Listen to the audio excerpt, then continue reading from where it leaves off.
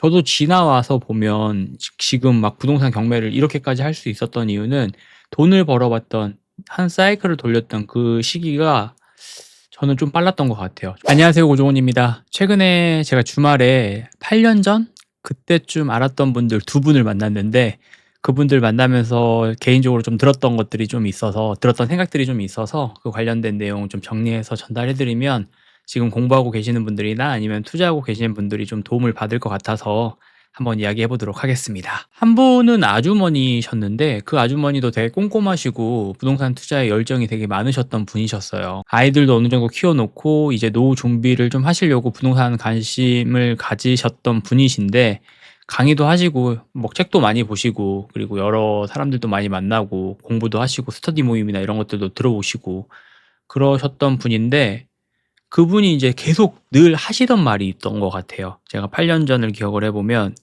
"아직은 좀 무서워요. 조금만 더 공부하고 조금만 더 상황이 좋아지면" 뭐 그렇게 이야기를 했고, "공부가 끝나야 투자를 할 수 있죠."라고 생각을 하셨어요. 그러면서 또 실제로도 공부를 많이 하셨습니다. 열정도 굉장히 뛰어나셨고, 그분 보시면 정말 뭐 웬만한 학자 못지않게 이야기들이나 이런 것들을 잘 하시더라고요. 뭐 지역 분석, 시세 흐름, 금리 동향, 정책 이슈 이런 것까지 거의 전문가 수준이었습니다. 그때도 이제 유튜브 관련해서 내용들이 많으니까 그분들보다 제가 봤을 땐 더 전문가예요. 정말 더 많은 것들을 알고 있고 정말 많은 것들을 정리를 하고 있고.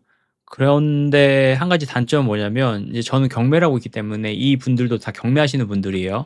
그래서 경매하시는 분들이기 때문에 문제라고 얘기할 수 있는 건 뭐냐면, 입찰을 한 번도 안 해요. 계속 공부만 하고 물건 보러 가는 거 좀 부담스러워 하셨고, 현장 가는 거 두렵다고 계속 이야기를 하시더라고요. 근데 이분이 어떻게 보면 음 모르겠어요. 계속 포기를 안 하시고 부동산으로 돈을 벌 수 있다고 생각하시고 공부만 계속 하시는 겁니다. 5 년, 6 년, 7 년.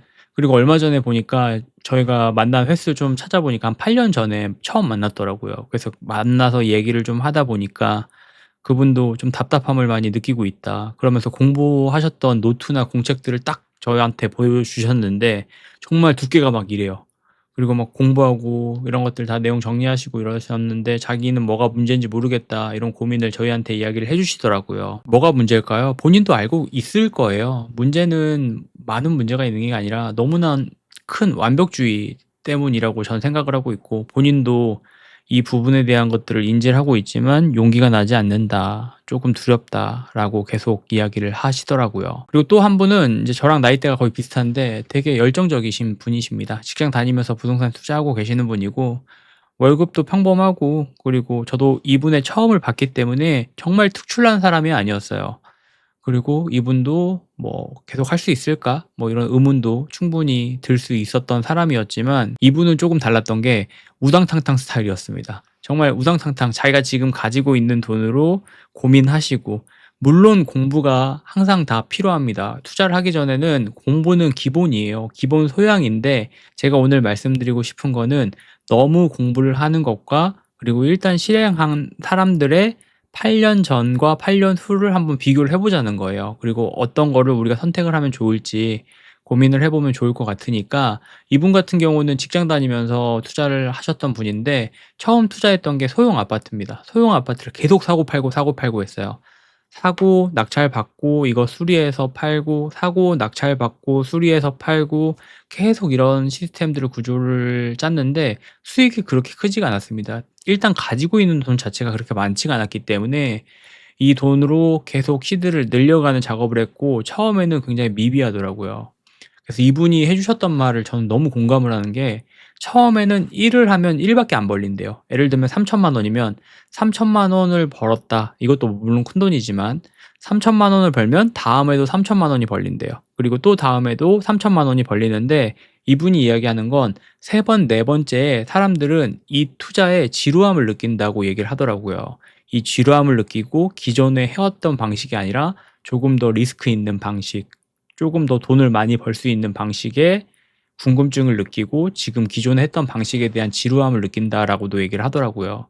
저는 어느 정도 공감을 하는 게, 정말 그런 사람들이 많습니다. 또 이제 우리 경매하고 있기 때문에, 경매를 예를 들면 권리 분석 없고 소형 아파트 계속 꾸준하게 해서 이 시드를 늘려가면 좋은데, 한 3번 4번 하다 보면 다른 것들이 눈에 보이기 시작을 해요. 다른 수익률이 높은 것들, 뭐 토지 상가 이런 것들, 그리고 특수 물건 이런 것들 막 눈에 보이기 시작을 하니까 그런 거에 빠져서 그동안 벌어왔던 거 다 잃고 그동안 다 공부했던 노력들, 시간들 다 수포로 돌리는 경우들을 너무 많이 봤거든요. 그리고 포기하고 또 다른 투자 가서 그 돈을 메꾸려고 하다가 또다시 이쪽으로 돌아오고 그런 경우들을 저는 너무 많이 봤던 것 같습니다. 하지만 이분은 되게 한 가지 장점이라고 얘기할 수 있지만 꾸준함, 그리고 집요함 이런 것들도 투자에서는 충분히 장점이 될 수가 있기 때문에 그 장점을 가지고 계셨던 분이셨어요. 많이 부딪히기도 하고 막 이분 같은 경우는 진짜 전국 팔도를 다 다닌 것 같아요. 근데 문제는 뭐냐면 직장을 다니면서 하신 거예요. 이제 저도 많은 분들 만나보면 "전업으로 경매를 하는 거 어떨까요? 전업으로 투자해 보는 거 어떨까요?" 이렇게 얘기하시는 분들이 있는데 저는 오히려 전업으로 하면 투자를 못할 것 같아요. 내가 가지고 있는 본업이 있어야지만 지금 투자에서 더 큰 성과를 낼 수가 있고 처음 단계는 특히나 그럴 것 같습니다. 여기에만 집중하고 이거에서 수익을 내기 위해서 온 정신을 여기다가 쏟다 보면 내 어떤 기준과 원칙이 흔들리고 기다릴 수 있는 힘이 없어지는 것 같습니다. 그렇기 때문에 본업으로 하지 마시고 처음에는 전업으로 하지 마시고 본업과 부업을 조금 따로 분리를 해서 두 개를 다 열심히 좀 해 보려고 노력을 해 보시는 게 처음에는 도움이 많이 될 것 같아요. 물론 힘들죠. 물론 힘듭니다. 그렇기 때문에 많은 사람들이 다 포기하는 거예요. 그럼 역설적으로 포기하지 않으면 또 돈을 벌 수 있겠죠. 그래서 아무튼 이분은 굉장히 포기하지 않고 꾸준히 계속 지금도 잘하고 계시더라고요. 자, 그러면 8년 전에 제가 두 명을 만났잖아요. 공부만 하시던 아주머니는 아직도 공부만 열심히 하고 계십니다. 이게 절대 나쁜 건 아니에요. 두 번째 분은 계속 지금도 같은 방식으로 꾸준하고 지루하고 집요하게 투자를 해 나가고 있어요. 근데 두 번째 분은 정말 자기가 살고 있는 집도 계속 바뀌었습니다. 그리고 자산도 계속 쌓이고 지금 8년 정도가 지났을 때는 뭐 회사도 퇴사하시고 자기가 좋아하는 일들 지금 계속 하고 계시더라고요. 근데 첫 번째 분 같은 경우는 아직도 계속 공부만 하고 있는 그런 상황인 거죠. 이 이야기를 들으시는 분들은 뭐 실행 그냥 하면 되는 거 아니야?" 뭐 이렇게 생각하시는 분들이 있지만 실행하는 거 생각보다 어렵습니다. 내가 가지고 있는 전 재산을 어떻게 보면 부동산에 넣는 거기 때문에. 그리고 그 자산뿐만 아니라 또 레버리지까지 써야 되는 부분들이 있잖아요. 그리고 또 경매 같은 경우는 여러 가지 권리 분석이나 또 '문제가 일어나면 어떻게 될까.'라는 두려움 이런 것들이 굉장히 많이 있는 요소기 때문에 그런 부분들을 다 제껴 두고 나가기에는 정말 힘들 수 있습니다.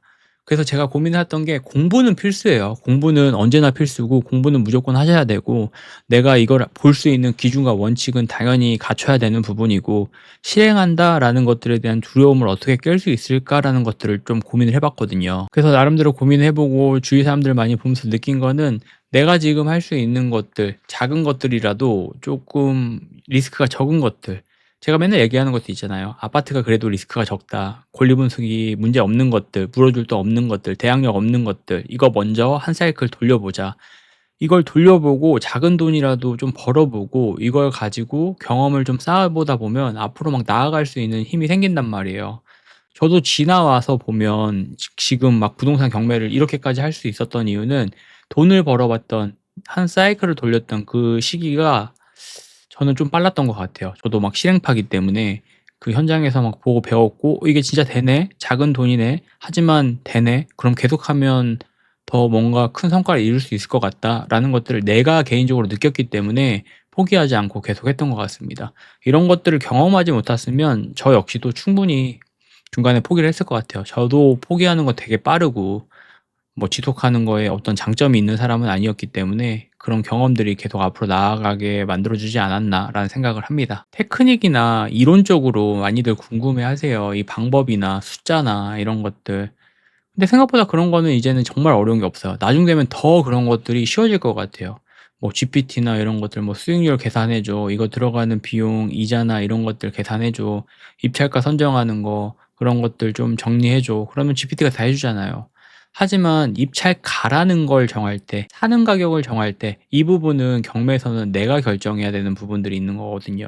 아무리 그런 부분들이 참고는 할 수 있지만 내가 봤던 거, 내가 현장에서 봤던 거, 그리고 내가 그동안 쌓았던 경험들, 그런 것들로 해서 내가 쓰는 입찰가, 이 물건을 사는 가격들이 정해지는 게 경매이기 때문에 저는 앞으로 투자자라는 직업은 AI 뭐 이런 것들이 들어온다고 해도 굳건히 좀 지키면서 오래갈 수 있는 직업이지 않을까라는 생각을 이 두 분들을 보면서 많이 느끼고 요즘 들어 더 많이 느끼는 것 같아요. AI 관련해서도 많은 이야기들이 나오지만 이 투자라는 거에 있어서는 'AI가 들어오기는 쉽지 않지 않나.' 왜냐하면 인간인 욕심도 있고 실행력에 대한 부분도 각자의 차이가 있고 그리고 하나의 물건을 보고 다 다르게들 생각을 하기 때문에 그 부분에 대한 것들은 'AI가 대처할 수 없다.'가 제가 생각했던 거고 그렇기 때문에 투자자가 더 매력이 있고 '투자자가 조금 더 오래갈 수 있는 직업이지 않을까.'라는 생각을 하게 됐습니다. 그래서 '공부는 기본이다. 하지만 공부만 하지 마시고 어느 정도 공부가 됐을 때는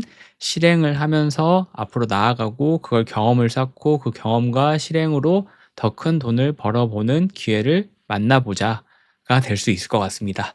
그래서 최근에 만났던 두 분 보면서 제가 들었던 생각도 오늘 이야기해 봤고 여러분들도 실행 많이 하시고 임장 많이 다니시고 임장 많이 다니시면 가서 보시면 제가 얘기하는 것들이 뭔지 그냥 굳이 설명하지 않아도 다 알게 되실 거예요. 그래서 임장 많이 다니시고 오늘은 여기까지 하겠습니다. 감사합니다. 들어가세요.